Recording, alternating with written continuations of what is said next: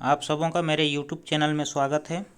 आप देख सकते हैं स्क्रीन में आज जो है हम जिस टॉपिक से बात करने वाले हैं वो है ध्वनि, जो आज का फेमस टॉपिक्स है। जितने भी एग्ज़ाम होती है तो आप देख सकते हैं स्क्रीन में कि किस किस टॉपिक्स में बात करने वाले हैं। ध्वनि से रिलेटेड जितने भी आपका प्रॉब्लम है सारे प्रश्नों का उत्तर आपको मिलेगा। आप देख सकते हैं स्क्रीन में जो है ऐसे मुख्य रूप से 2-3 क्वेश्चन इंक्लूड किए हैं। ये तो फोकस है, तो आप देख सकते हैं इसमें जो कह रहा है कि लड़कों की अपेक्षा लड़कियों का आवाज़ सुरीला मिठास पतला क्यों होता है। इसका भी आंसर हम लोग आगे मिलेगा, वीडियो के अंत तक ज़रूर बने रहें। सिनेमा हॉल जो होता है, थिएटर जो होता है, उसमें छत जो है उसका वक्राकार क्यों बनाया जाता है। उसके बाद जो है कह रहा है कि नदी, पहाड़, सुनसान जगह, भूत बंगला, ये सब में यदि हम लोग चिल्लाते हैं, आवाज़ करते हैं तो वापस पुनः आ जाती है कुछ देर के बाद वो आवाज़। तो ऐसा क्यों होता है, इस चीज़ के बारे में भी जानेंगे। आप वीडियो के अंत तक ज़रूर बने रहें। तो चलिए, आप देख सकते हैं कि ये जो हम मेरा थंबनेल है, तो इसमें जो है हम जितने भी ये सामान्य विज्ञान के टॉपिक्स होता है और जितने भी एग्ज़ाम होती है, चाहे सेंट्रल गवर्नमेंट का हो, स्टेट गवर्नमेंट का हो या फिर JSSC ले, तो इसमें जो है आपका पुलिस, टेट, सीटेट, जेटेट, राज्य सरकार यानी JSSC में जितना भी एग्ज़ाम कंडक्ट होती है, सारे परीक्षाओं में सामान्य विज्ञान की एक परीक्षा होती है, एक टॉपिक्स होता है आपका सामान्य विज्ञान, सामान्य गणित, सामान्य GK जो होता है, सामान्य अध्ययन। तो सारे में से तो इसमें भी एक टॉपिक्स है आपका सामान्य विज्ञान। तो आपको ज़रूर पढ़ना चाहिए साइंस, तभी आप स्कोर कर सकते हैं और आपका सिलेक्शन परफेक्ट हो सकता है।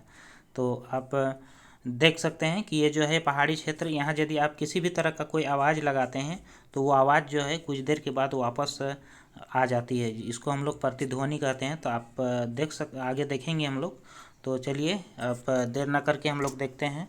कह रहा है कि दृश्य प्रकाश का दृश्यमान प्रसार जो है, रेंज ऑफ वेवलेंथ का जो होता है, रेंज होता है, तो हमेशा याद रखना चाहिए कि 390 से 780 न्यूमीटर तक होता है। और ऐसे यदि मीटर में देखा जाए तो इस तरह से होता है।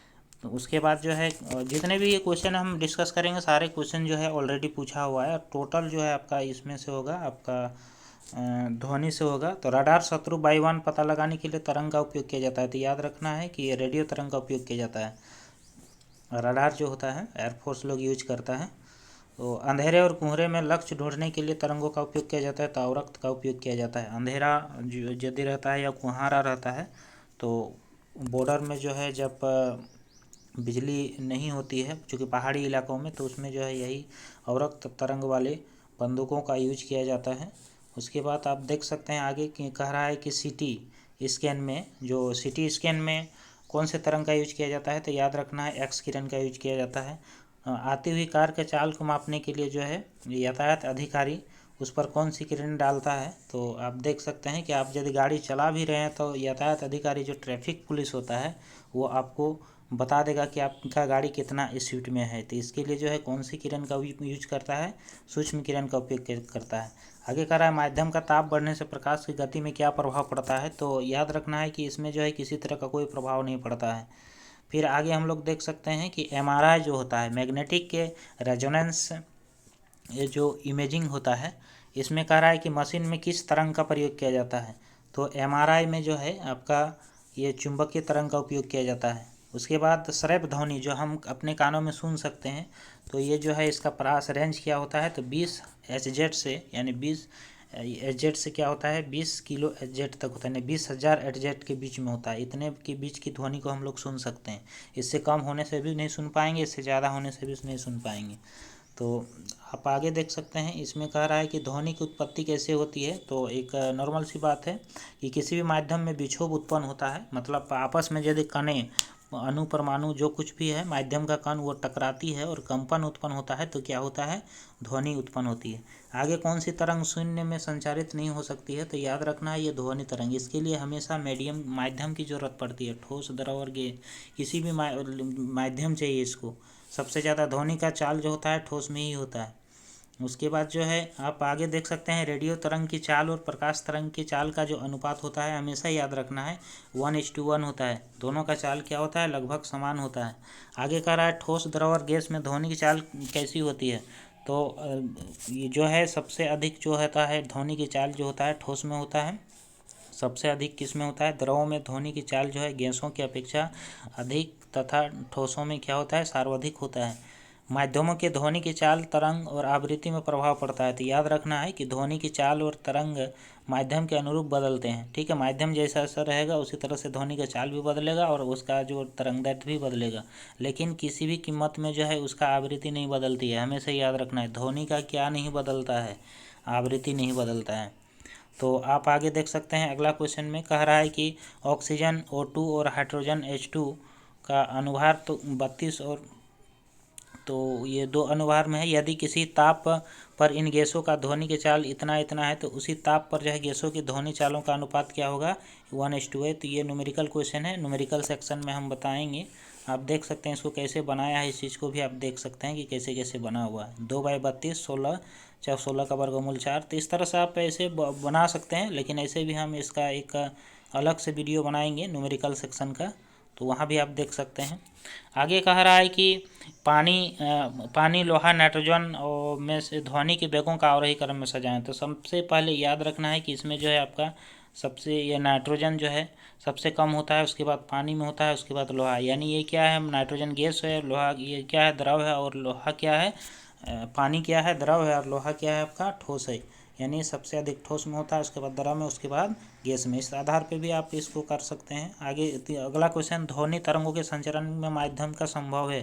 तो याद रखना है कि ध्वनि तरंग संचरण में जो है माध्यम का तो सिर्फ वो निर्वात में संभव नहीं है, बाकी माध्यम में जल सकता है। वायु में ध्वनि का वेग कितना होता है, तो याद रखना है ये 0 डिग्री सेंटीग्रेड पर 332 मीटर प्रति सेकंड होता है। ठीक है, और 25 डिग्री में क्या होता है, 346 मीटर प्रति सेकंड होता है। ये सारे क्वेश्चन पूछे हुए हैं, एक से एक एग्जाम में पूछा हुआ क्वेश्चन है, इसलिए हल्के में नहीं लेना है।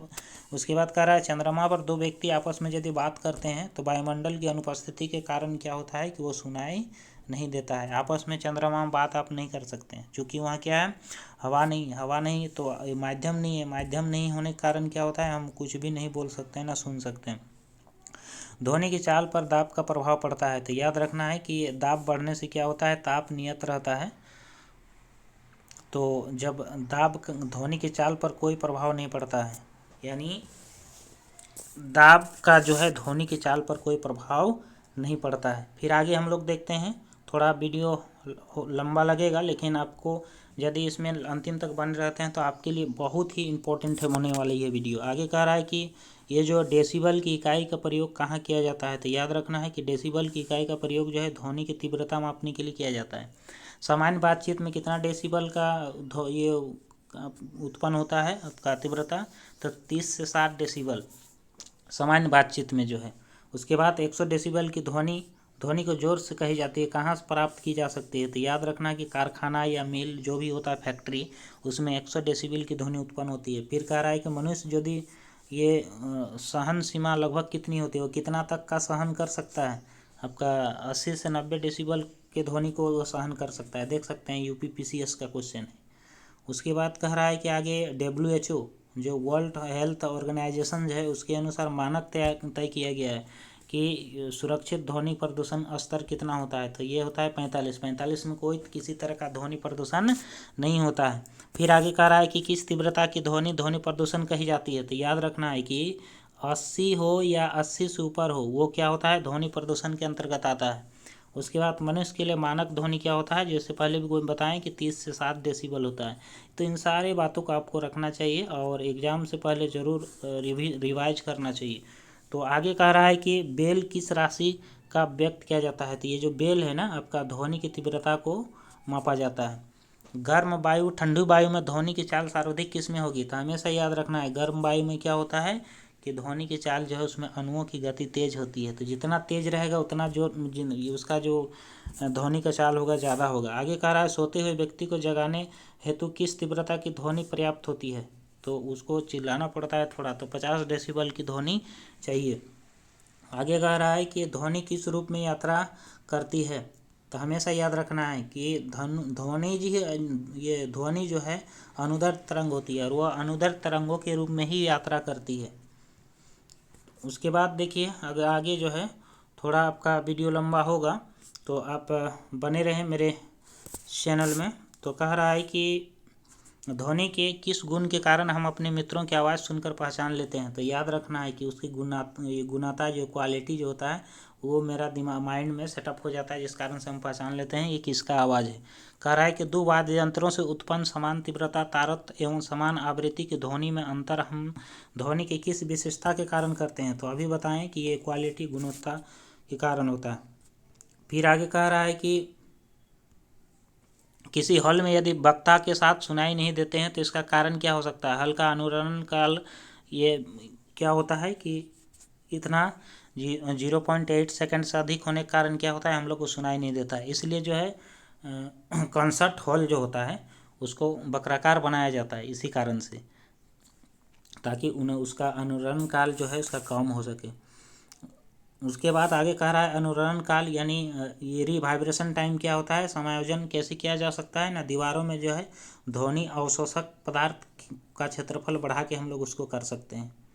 दीवारों में जो है ध्वनि अवशोषक पदार्थ लगा के हम लोग क्या करते हैं, उसमें रिवाइब्रेशन जो है उसको हम लोग घटा सकते हैं और फिर अच्छा से हम लोग उस चीज़ को सुन सकते हैं। फिर आगे कह रहा है कि इको साउंडिंग तकनीक का प्रयोग किस में किया जाता है। तो ये जो है हमेशा याद रखना है कि ये समुद्र की जो है गहराई नापने में किया जाता है। फिर कह रहा है शेर की दहाड़, मच्छर की भिनभिनाहट और पुरुषों की ध्वनि में कितना तारतम्य अधिक होता है। तो हमेशा याद रखना है तारतम्य जो है मच्छरों की भिनभिनाहट में सबसे अधिक होती है। उसके बाद कह रहा है महिलाओं का, जो आपका थंबनेल में क्वेश्चन दिख रहा था वो जो है यहाँ पर है आपका कि महिलाओं की आवाज़ पुरुषों के से तीक्ष्ण क्यों होती है। तो हमेशा याद रखना है महिलाओं का जो आवाज़ होता है उसका तारतम्य जिसको पिच बोलते हैं क्या होता है, बहुत अधिक होता है पुरुषों की अपेक्षा। इसलिए क्या होता है कि उन लोग का आवाज़ जो है पतला होता है, मिठास होता है, सुनने में लोगों को अच्छा लगता है। चलिए आप आगे देखते हैं। कह रहा है कि इंडोस्कोपी या सोनोग्राफी जो लेडीज़ के लिए किया जाता है, ये सोनोग्राफी प्रेगनेंसी लेडीज़ या तो फिर ये प्रेगनेंसी से ही रिलेटेड चेकअप करने के लिए किया जाता है। सोनोग्राफी में जो है क्या अंतर है, तो ये इंडोस्कोपी में जो है प्रकाश तरंगों के पूर्ण आंतरिक परावर्तन द्वारा, यानी ये प्रकाश तरंग के पूर्ण आंतरिक परावर्तन के द्वारा शरीर के आंतरिक भागों के परीक्षण किया जाता है। सोनोग्राफी में श्रव्य ध्वनि तरंगों का प्रयोग किया जाता है, शरीर के आंतरिक भागों के अंगों के परीक्षण किया जाता है। तो ये बहुत ही इंपॉर्टेंट है आपका इंडोस्कोपी और सोनोग्राफी। तो याद रखना चाहिए कि इंडोस्कोपी जो है प्रकाश तरंग के पूर्ण आंतरिक परावर्तन से है और सोनोग्राफी जो है पराश्रव्य ध्वनि तरंग के परावर्तन से शरीर के आंतरिक भागों को चेक किया जाता है। फिर आप आगे, तो ये आपका ख़त्म हो गया। तो आप देखें बहुत सारे क्वेश्चन को हम लोग देखें, सारे क्वेश्चन पूछे हुए क्वेश्चन हैं और इसमें से और एक वीडियो आएगा तो उसमें जो है जो भी थंबनेल में आपका यदि किसी क्वेश्चन का आंसर नहीं मिला इसमें तो आपका नेक्स्ट वीडियो में ज़रूर मिलेगा।